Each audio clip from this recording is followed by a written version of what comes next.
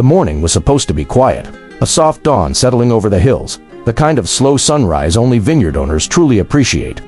I walked with my usual ritual coffee steaming in my hand, boots sinking into damp earth, the vines stretching in neat rows like soldiers patiently waiting for the day to begin. For years, this land had been my sanctuary, my pride, my future. And today, just 2 weeks before the harvest that was meant to secure my retirement, I expected to check on the grapes with the kind of joy that only comes from decades of hard work finally paying off. But the world has a cruel way of turning peace into chaos without warning. I saw movement sharp, fast, wrong. Not the flutter of birds or the rustle of leaves. Something human. Then I saw 3 men, strangers, wearing cheap neon security vests. That looked like they were bought from a gas station discount bin. Their boots trampled my vines, and their hands tore through my life's work like they were ripping open garbage bags. The first one, a tall, sweaty guy with a shaved head, was yanking out my irrigation lines. $15,000 worth of precision drip tubes, balanced pressure valves, and custom timers ripped straight out of the soil like they were weeds. I heard the plastic snap. I watched the water spit into the dirt. That system had taken me months to install. The second man was circling my equipment, taking photos with the kind of enthusiasm a paparazzi saves for celebrities. He got low angles, close-ups, wide shots. Every click felt like a punch. He photographed my new pruning trailer, the storage shed I built with my own hands, even the weather station pole that had been there for years. Then my eyes hit the third man, and that's when the air left my lungs. He wasn't photographing, he wasn't inspecting. He was ripping mature grapevines straight out of the ground, by the roots. Entire vines, each one, 6 years old, perfectly trained on trellises, heavy with clusters that had taken everything from me to grow. The smell of crushed grapes filled the air, sweet at first, then sour, then violently wrong. Like the scent of something sacred being destroyed. I didn't walk toward them. I stormed dew soaked straight through my boots, and the cold only fueled my anger. My coffee cup was still clenched in my hand, hot against my skin. The only thing holding back the full eruption building inside me. "What the hell are you doing on my land?" I shouted, the words tearing out of me. The man in charge turned around slowly, as if he had been expecting me. A clipboard in one hand, sunglasses, smirk like he practiced it in the mirror. His name tag read, Derek. Cheap nameplate, cheaper personality. He studied me with the calm arrogance of someone who thinks a vest makes him important. Then he leaned back slightly and said, "HOA violations. Remove these unauthorized structures now, or pay $500 a day." Like he was reading off a script. I stared at him. Then I laughed, a short, cold sound, full of disbelief. "I'm not even in your HOA, genius." He chuckled. A dry, disrespectful little cough laugh that stoked my anger into something dangerous. "That's what they all say, buddy," he replied. "But it's already on file, and you're out of compliance." Something snapped inside me, not a loud break, but a quiet, deadly click. The kind that says you've pushed the wrong man 1 inch too far. This land wasn't just property. It was the last thing my father left me. It was the place I buried my savings, my sweat, my future. The harvest coming in 2 weeks was supposed to secure my retirement, pay off my loans, let me finally rest after 30 years of back-breaking labor. And now I was watching it being destroyed by 3 strangers, who didn't even bother to check if they were in the right place. "You're trespassing," I said, my voice low. "We're executing an enforcement order." Derek shrugged. "For an HOA I don't belong to." He smiled wider. "That's your opinion." "No," I said slowly. "That's a fact." He tapped his clipboard like he was swatting a fly. "Not my problem, buddy. You got 10 minutes before fines start." "Fines." I stepped closer. "You tear up my irrigation, rip my vines out, step all over my land, and you want to talk fines?" The shaved head guy straightened, trying to puff his chest. "Keep your distance, sir, or what?" I said sharply. His hand twitched toward his belt. Not a gun, just a walkie-talkie, but he held it like it meant something. Like he was in control. I lifted my phone and snapped photos of them. Their actions, my destroyed property. My hands were steady. My breathing wasn't.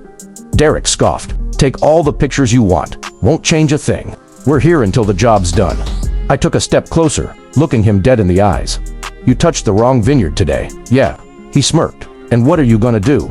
The funny thing is, he genuinely thought he had power. He thought his vest, his clipboard, and his mumbled authority meant something. He didn't understand who he was standing in front of. He didn't know my background. He didn't know I wasn't some peaceful retiree who planted grapes for fun. He didn't know I had dealt with worse men, in worse places, during worse moments of my life. But he was about to. The sound of tearing vines behind him made something inside me break. The third man ripped out another vine, an entire year of growth, destroyed in seconds. I lunged forward on instinct. Derek raised a hand like he was directing traffic. Touch me, and you'll be arrested. For what? I asked. For interfering with an HOA enforcement team. I don't live in your HOA. Don't care, Derek said calmly. The satellite map says you're inside the jurisdiction. What satellite map? He held up a printed sheet. A blurry screenshot. A line drawn with what looked like a highlighter. The boundary was wrong, so wrong, it wasn't even close. The HOA they were from was almost 3 miles away. They weren't enforcing. They weren't inspecting. They were making a mistake. A colossal, destructive, expensive mistake. Get off my property now, I said through clenched teeth. No, I'm warning you. Cool, he replied. Fines just doubled, and damage fees apply. You'll receive a notice. And I knocked the clipboard out of his hand.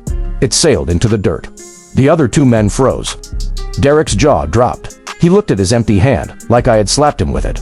You're done, he whispered. No, I said. You are. He pulled out his phone, dialed someone, turned his back slightly so I couldn't hear the full conversation, but I caught fragments. Non-compliant owner. Threatening behavior. Send law enforcement. Then he shot a smug look over his glasses, the kind of look that made me want to snap the frames in half. You're finished, he said. They're on their way. I didn't respond. I just breathed, sharp, controlled, angry. Because what he didn't know was that I had contacts too. People who didn't wear vests. People who didn't need clipboards for authority. People who understood land boundaries, agricultural rights, and the legal consequences of trespassing. People who owed me favors. Before I made a call, I walked past Derek toward the man pulling out grapevines. He stepped back like I was holding a weapon. Hey, keep back. That vine you just tore out, I said quietly, was worth $800. He blinked. It's just plants, bro. Just plants. The words rattled around in my head, louder and louder, until something inside me erupted. That wasn't just a plant, it was history. 5 seasons of sunlight and rain. Thousands of hours of pruning, watering, testing soil, fighting frost, keeping pests away. It was a promise of a future I had earned, with calloused hands and stubborn hope. And now it lay on the ground like trash. I took out my phone, dialed one number, only one. The call lasted 9 seconds. 9 seconds, that changed everything. When I turned around, Derek looked confused. Who'd you call? You'll see. He scoffed again, his version of breathing, apparently. But then he heard it. A distant engine. Deep, powerful. Not a truck, not a car, a sheriff's helicopter. The wind from its rotors hit the vineyard seconds later, whipping leaves, rattling vines, kicking dust into the air. Derek's clipboard papers flew like startled birds, his face drained of color. That's not for us, he muttered, but it was. Because when the sheriff landed on my property, he stepped out, saw me, and said, "You all right?" I nodded. He looked at the 3 men tearing up my land, then at Derek's vest, then at the destroyed vines, then back at me. Want to explain what the hell they're doing on your property? Derek stuttered. For the first time since I'd met him, he wasn't smug. He wasn't confident. He wasn't anything but terrified. Derek's mouth opened, but no words came out. The helicopter rotor wash whipped his vest against his body, and the papers from his clipboard scattered across the vineyard like snow. His 2 companions stopped moving. Entirely one froze, holding a ripped vine in his hands. The other still clutching his phone like a guilty child caught with stolen candy. The sheriff narrowed his eyes at the scene. He was a big man, built like someone who had spent more time wrangling ranchers than writing traffic tickets. He planted his boots firmly on the soil that Derek's team had been destroying, then folded his arms across his chest with the steady calm of a man who knew this wasn't going to be pretty. I asked a question, he repeated. What are you doing on this man's property? Derek finally found his voice, but it was shaking. We're enforcing HOA violations. He stammered, pointing half-heartedly at his chest like it was proof. He's got unauthorized structures. He's refusing compliance. He attacked me. The sheriff looked at me. You attack him? He asked. No, I replied plainly. The sheriff nodded. That's what I figured. Derek blinked. Wait, what? Why would you assume? Because, the sheriff interrupted. You 3 idiots are 3 miles outside your jurisdiction, and because I know this man, he pointed a thumb toward me, and he doesn't attack people. He handles things with a phone call. Derek swallowed. Hard. The sheriff walked over to the uprooted vines. He crouched beside one, lifting it gently. His expression darkened. Do you have any idea what you just destroyed? He asked Derek's crew. The shaved-head guy shrugged weakly. We were told to remove non-compliant vegetation. Non-compliant vegetation. The sheriff repeated the phrase, like it physically offended him. These are producing vines. Mature, valuable, legal, and unless you're blind, this is a vineyard, not someone's backyard shrub bed. The 3rd man, still holding his walkie-talkie, stepped back, his face pale. We were following orders. From who? The sheriff asked. Derek pointed at the blurry satellite map crumpled near his feet. We had boundary lines. Look, see. The HOA sent us an enforcement notice. The sheriff picked up the paper. He stared at it silently for a long moment. Then he crumpled it in his fist. This boundary line is wrong, he said. And even if it wasn't, you don't execute destruction orders without verifying ownership, or calling county zoning, or doing literally any due diligence at all. He pointed at the destroyed irrigation tubes. This right here. This is property damage. Legitimate, prosecutable damage. Derek opened his mouth again, but the sheriff held up a hand. And if you keep talking, I'll start adding charges just for irritating me. The three men went silent. But the sheriff wasn't done. He turned to me. You want to press charges? Derek flinched like he'd been struck. I looked at the destruction. My vines in pieces. My irrigation lines ripped from the soil. My equipment photographed like it was evidence in a crime I didn't commit. My entire morning, my future violated. My jaw clenched. Yes, I said quietly. I want to press charges. Derek's face went red. Why you can't? We were acting under HOA authority. Which HOA? The sheriff asked. Silver Creek Estates. The sheriff laughed. Actually laughed. A loud barking sound that made Derek shrink even more. Silver Creek Estates. Do you know how far that is from here? The sheriff said, that's not even the closest HOA to this property. Derek's voice was barely a whisper. We must have misread the map. No, I said. You didn't misread it. You didn't read it at all? The sheriff turned to the other two men. You boys got IDs. They nodded nervously and handed them over. The sheriff took one look and shook his head. Contracted workers. Figures. Let me guess, Derek here. Told you this was all legal. Shaved head guy nodded miserably. He said we'd be fined if we didn't finish the job fast. The sheriff's eyes snapped back to Derek. So you forced your own team to break the law. Derek looked around like he wanted the earth to swallow him. It wasn't supposed to go like this, he muttered. We were behind schedule. The HOA president said to prioritize urgent cases, and this address matched the number on the list. Mostly, the sheriff repeated flatly. You just trespassed on private land, caused thousands in damages, and terrorized a man at dawn because your clipboard said mostly. Son, you're the reason HOA stereotypes exist. The sheriff turned to me again. Don't worry, they'll pay one way or another. But Derek wasn't done digging his grave.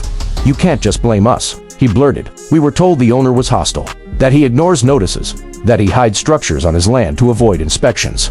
The sheriff raised an eyebrow. You think this man hides anything? He gestured around the vineyard. It's open land. You could see everything from the road, if you weren't blind. Derek pointed an accusing finger at me. He threatened us. He knocked my clipboard down. That's assault. The sheriff's expression went cold. The only assault here is your stupidity hitting me in the face. I couldn't help it. I laughed. Not out of humor, but out of disbelief at how fast Derek had fallen apart. The sheriff radioed for backup. 2 patrol trucks rolled up the dirt road minutes later. Derek's 2 workers were separated, questioned, and ultimately cleared of intentional wrongdoing. They had acted on orders. They had no idea they were trespassing. They apologized to me repeatedly, their voices shaking. But Derek, he wasn't getting off that easy. He was placed in handcuffs.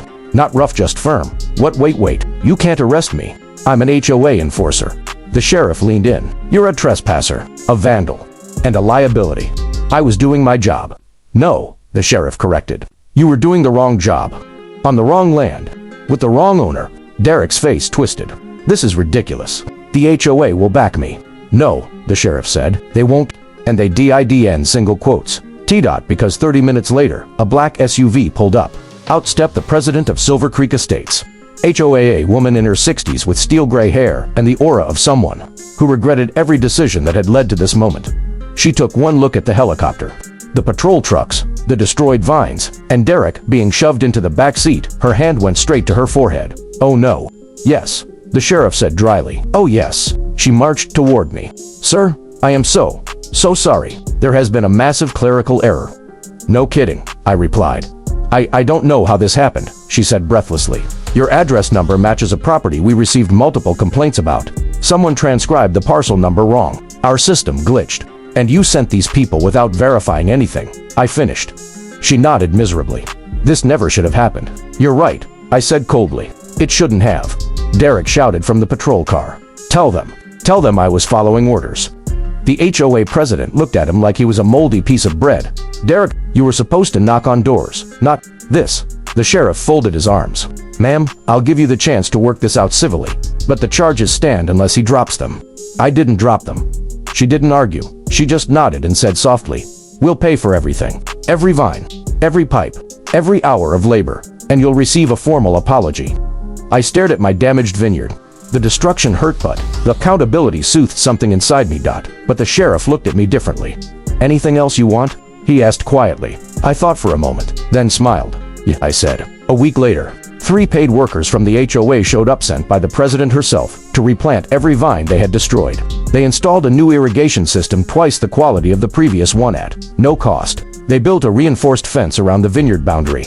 And Derek, he no longer worked for the HOA. I heard through the grapevine, pun intended, that he tried to sue the HOA for wrongful termination. They countersued for damages his negligence had caused. He lost. Twice. Months later, when harvest came, I stood in the same spot where I had first seen those men destroying my land. The sun rose the same way. The dew soaked my boots the same way.